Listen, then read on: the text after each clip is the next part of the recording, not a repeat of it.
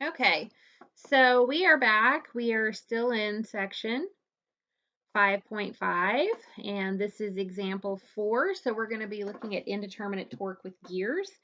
And one thing I want you to keep in mind is whether we're given the radius, or we're given teeth, or we're given the diameter, it's going to be the same setup.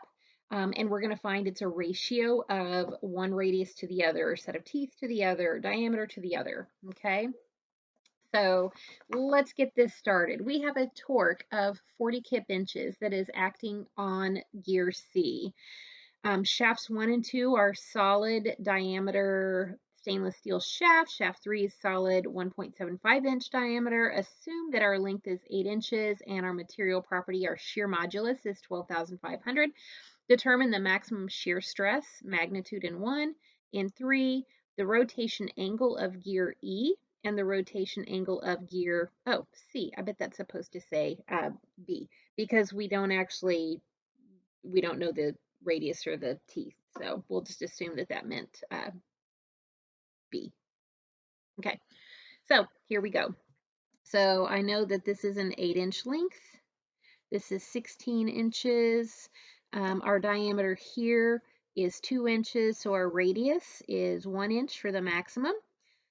Here we have a diameter of 1.75 inches, so our radius is going to be 0.875 inches. So here's our diameters. So I know that J is going to be pi over 2.875 to the fourth. And up here, J is going to be pi over 2, 1 to the fourth. They both have a shear modulus of 12,500. So the first thing we need to do, like always, is start with equilibrium. And this problem is going to have a few extra steps because these shafts are parallel. They're not in series, which we've been dealing with series. So we have to kind of take these apart, look at them individually, and then recognize that as this is turning, this gear is pushing back on it. This gear is pushing, gear B is pushing on E is pushing back. So there's this force that's being transferred from this segment to this segment, and we're going to have to figure out that relationship. So the first thing we're going to do is we're going to start over here at C, and I have a torque at C, and I'm going to I'm going to cut, I'm going to find internal, I assume right hand rule positive always, so the torque 2, and I can see that if I sum these up, that torque C, that torque 2 equals torque C, which is that 40 kip inches. And now we can go through and let's isolate the gear. So as we isolate the gear, I have, okay, if it's positive going to the back, then as I'm coming towards me where I've made that cut, it is positive coming towards me. So I have 40 kip inches. And then we have the gear. Okay, we have our gear, and that gear is wanting to turn, and we're going to have this force, and we are working with torques. How can we make a force a torque? Well, we can multiply it by the radius of B, because force times distance is a moment, and a torque is a special moment about itself. And then I like to assume internals is always positive, so I have torque 1. Now, when I come through and sum my torques, I'm going to say to the back is positive, it doesn't matter. T1 plus F times radius B minus 40 kip inches equals 0. So T1 plus force radius B equals 40 kip inches. So that's shaft 1. This force is the force, the mediary between these two systems. So now let's look at shaft 3. Okay, so here's that gear, and this gear has a radius E, and I know we're given teeth, but just bear with me right now. Okay, radius E. If the force up here on the top is coming towards me, then the force here has to be going back equal and opposite. It's just like anytime we take things apart, we have normal pulling, oh, put it back together, we don't see those internal normal forces, so equal and opposite. And then, as always, I can see which way this is going to be resisting, but I just like to assume everything positive. And that way I let the math do the work for me in case I make a wrong assumption. So I'm going to assume positive internal right-hand rule. Here's my hand. I'm cutting it, butt of my hand.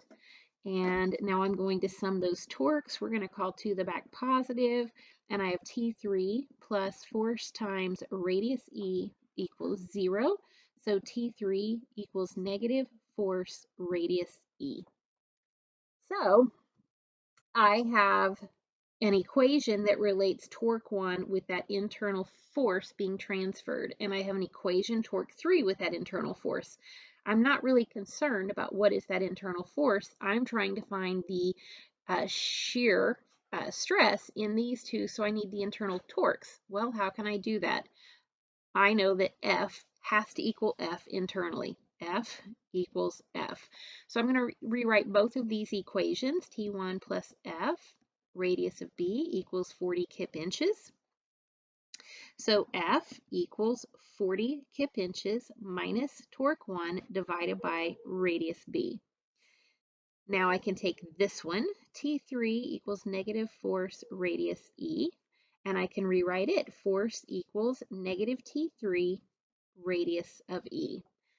Now I can set those two forces equal, because again, I'm not as interested in those as I am in these internal torques. So 40 kip inches minus T1 divided by radius of B equals negative torque 3 radius of E. And I don't like these fractions, so 40 minus T1 equals negative T3 radius of B, radius of E.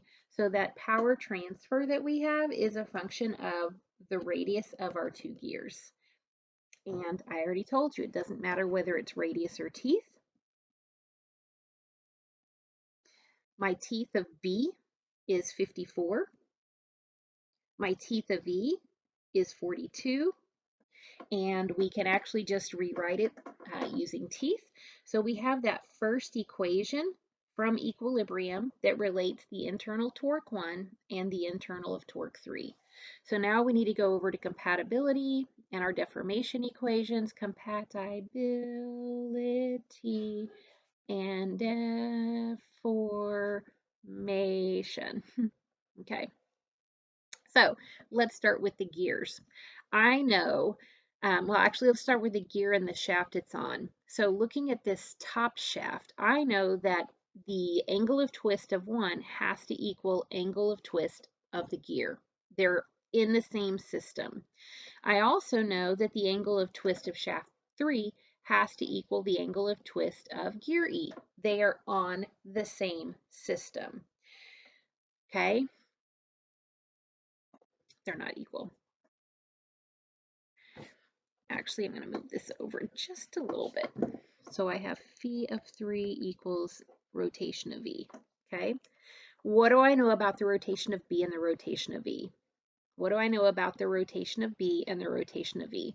Well, they're not exactly the same, but what it does come down to, it's a function of their radius. Okay, it's a function of their radius. So I have the radius of B and the radius of E. That's how these two are related. Okay, so, oh, again, I don't like teeth. I don't have a radius. So let's look at this in teeth ratio. E, 42 over, divide through, 54. So I now have this relationship based on my gears, B to E. And I know that gear B is on shaft 1 and gear E is on shaft 3, and they have to equal each other because they're on the same shaft. So taking this relationship and my gear relationship and plugging these in like that, I can get that the angle of rotation of shaft 1 equals, okay, equals, and actually I need to go back up here. This is going to be a negative and this is going to be a negative because they're not rotating in the same way. As gear B is rotating, it's like a figure 8. As gear B is rotating towards us, it's pushing, okay, when it comes down, it's now pushing on E to rotate back. So we have rotation towards us, top gear, rotation against us, bottom gear. Positive, negative, positive, negative. They are not rotating the same way. One is rotating towards us, pushing the other gear to rotate behind us. So it is actually a phi B equals negative phi E. Phi B equals negative phi E because of the way they're rotating. It's kind of like a figure eight kind of a deal, if you want to think about it that way. Rotation, rotation, rotation, rotation. So we need to make sure we get that negative in there. So now I have negative phi 3, 42 over 54. And I know my equation, okay, my equation for angle of rotation is that internal torque, length over jg. And I'm trying to get to this internal torque relationship. So we have T1, L1, J1, G1 equals negative T3, L3, J3, G3, 42 over 54. That's our relationship of gears. I also know that both length 1 and length 3 are the same, and they have the same material. So G1 equals G3. And when I'm looking at J, okay, they both have a pi over 2, which can come out. Because they're equal, we have nothing else in the equation, and we can really simplify what we have here. So I'm going to have T1 divided by 1 to the 4th equals negative T3 divided by 0.875 to the 4th, 42 over 54. When I rewrite this, let's just move everything over. I have T1 equals negative T3, and I can see that it's the top radius to the 4th divided by the bottom radius to the 4th. And then we have the gear ratio. Okay, so now I have two equations that are relating the torque of 1 and the torque of 3, torque of 1, torque of 3. And so I can go through and do my system of equations. So let me write this down again. So we have T1 equals negative T3, and 1 to the 4th is 1. So we have 1 over 0.875 to the 4th times 42 over 54. And then we have 40 minus T1 equals negative T3, 54 over 42. And now I can just plug in. So I get 40 minus negative T3, 1 over 0.875 to the 4th, 42 over 54. Whoops. Okay, 40 minus equals negative T3, 54 over 42. And now we can start simplifying. And what I'm going to do is bring this value, okay, what I'm going to do is bring this value over, and I'm going to take the 40 to this side. So I can see that minus a negative becomes a positive. So I'm going to have T3, 1 over 0.875 to the 4th, 42 over 54. When I bring this over, it becomes positive. 54 over 42 equals negative 40. And so when I get my calculator out and I start calculating through, okay, 1 enter, 0.875 enter to the 4th, divided by 42 times 54. Are those right here numbers? Yeah, divided by, and then 54 enter, 42 divided by, plus 2.61257, T3 equals negative 40 kip inches. So T3 equals 40 times negative 15.31 kip inches. You may be asking yourself, well, why is it negative? Why is it negative? And it comes down to that I assume positive rotation, even though when I look at this, if that's going to the back, I'm going to have to be coming towards me, but I just use right hand rule. If I cut it, I stick the butt of my hand on there, and I'm going to always show positive because my math will tell me if it's positive or negative.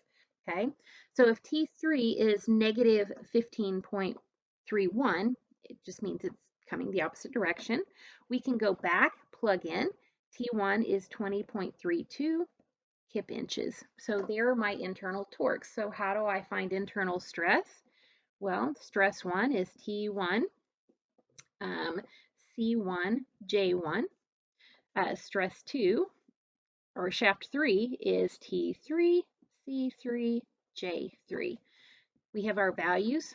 We'll just start plugging in. 20.32 kip inches times, what is our radius of shaft 1 is 1 inch, and the maximum occurs at that outside edge. Pi over 2, 1 inch to the 4th. Okay, over here, negative 15.31 kip inches, 0.875 inches divided by pi over 2.875 inches. Somebody's really trying to get a hold of me. Okay, so now when I multiply this all out, I get my shear stress in shaft 1 is equal to 12.93 KSI. And I get my shear stress in shaft 3 is negative 14.55 KSI. And what do I need to check? I always need to check yielding. Both of these are appropriate. They are both less than the yield shear. Okay, angle of twist. V1, T1, L1, J1, G1, V3, T3, L3, J3, G3. Now, here's where it gets kind of tricky. Do we expect Phi1 and Phi3 to be the same? Well, relationally, they will be the same. But remember when we go back and we looked at the rotation of gear 1 and gear B and gear E? Well, one was coming towards us, one was coming back, but that rotation is a function of the radius or the teeth. So we are not going to be expecting that the rotation of 1 and 3 are going to be the same, but they should be equivalent by this ratio. So that's how we can always check to make sure we've done things correctly, is that at the end of the day, all of our equations should make sense when we go back and plug things in. So Phi1 equals 20.32 times 16 inches divided by pi over 2, 1 to the 4th, 12,500. And Phi3 is going to equal negative 15.31 times 16 pi over 2.875 to the 4th, 12,500. So Phi1 equals, let's see how this works, 20.32, 16 times pi as a number, 2 divided by 12,500 times and divided by, and I get 1.6558 radians, okay? And I don't really understand radians, so that's 2 pi. That's also 360 degrees. So if I want to put this in 2 degrees, radians, it's going to be 360 over 2 pi. So times 360 divided by 2 pi, and I get 0.9487 degrees, 0.9487 degrees. When I look over here, 15.31, 16 times pi as a number, 2 divided by 0.875 enter to the 4th times 12,500 times divided by, I get 3 negative 0.021283 radians, which is 360 times 2 divided by pi as a number divided by 1.219 degrees. Okay, so here's the rotation of shaft 1. Here's the rotation of shaft 3, negative. Remember, we also assumed the wrong direction, so that's why we have this negative here. But when I go back and look at, if I were to plug these in, then it should be by a factor of 42 to 54. So 42 times 54 divided by 0.948, which is what I got here. So check, check. Everything that I've done so far has checked out with every equilibrium that I had, or every equation I had in terms of variables.